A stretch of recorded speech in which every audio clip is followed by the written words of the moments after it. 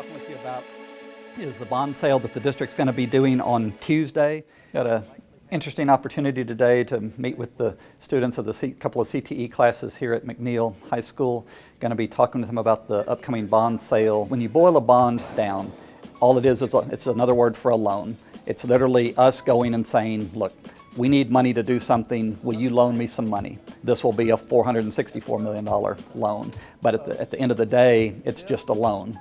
We promise to pay them back interest each year on that bond until the bond matures. I never knew that someone is out there that we matter so much to them that they're selling bonds for us and putting money into it. I thought it was just like only taxes go towards the school. It gave me some perspective on how the world works and how basically just things get sold and bought.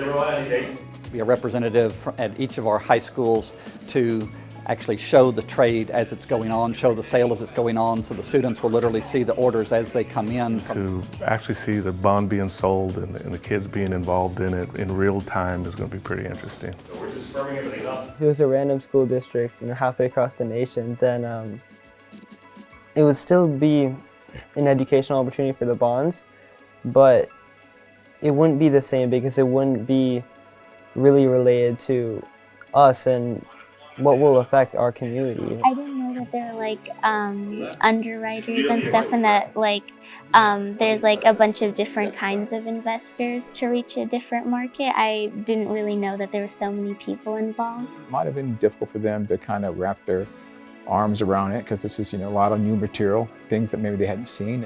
But I'm hoping that in the future though, if they're in a finance class or there's ever discussion about bonds, and they'll remember this time when they were in high school and they saw this happen. Something that we did unique this year is that on both the bond sale we did earlier this year in April, and then with what we just did in November, we financed that debt over 15 years, where historically Round Rock has financed their debt over 25 years. So this sale was $464 million.